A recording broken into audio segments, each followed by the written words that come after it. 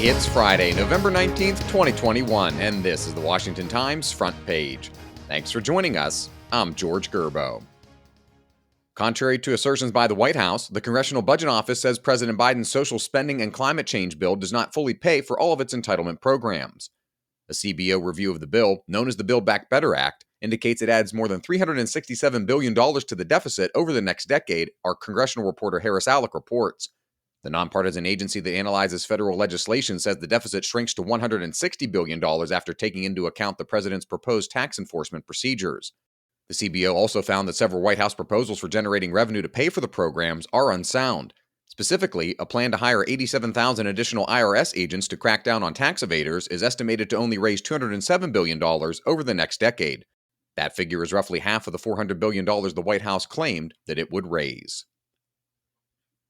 Supply chain issues, labor shortages, and inflation have driven up the cost of Thanksgiving, raising the price of an 8 to 16-pound turkey by 20.2% over last year.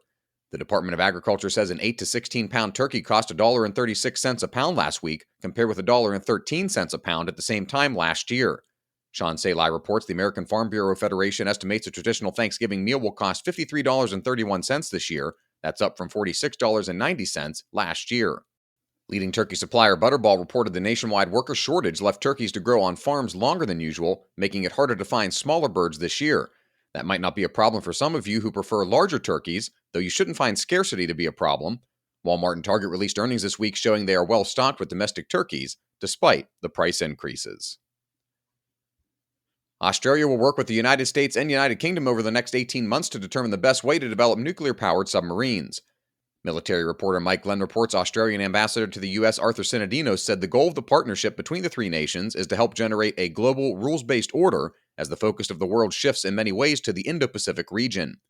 Sinodinos said the three partners will share technology on several issues, such as artificial intelligence, cybersecurity operations, and machine learning. He said he'd also like more opportunities for Australia to be involved in the early stages of weapon systems. A reminder that you can find all these stories at WashingtonTimes.com/front page. If you don't have access to the Times, you can visit WashingtonTimes.com/George and get 25% off your annual subscription. Beto O'Rourke is hoping to break a losing streak. The former congressman, Senate candidate, and presidential contender is trying to channel his experiences into a long-shot gubernatorial bid in Texas.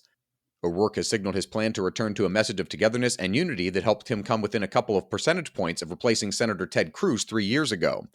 He said it's long past time to find common ground on local issues, including jobs, education, and expanded health care that cut across partisan lines and bring people together.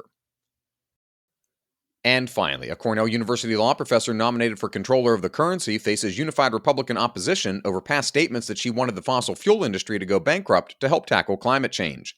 Carrie Pickett reports Saul Omarova's nomination is on shaky ground.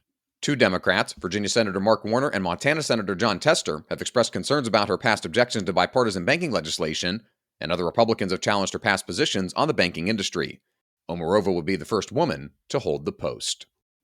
Find all today's front page stories at WashingtonTimes.com/front page or on the Washington Times app, and find us on all of your favorite podcast platforms. Just search Washington Times. You can also find us on Twitter and Instagram at WashTimes for breaking news, sports, commentary, and more. For the Washington Times, I'm George Gerbo.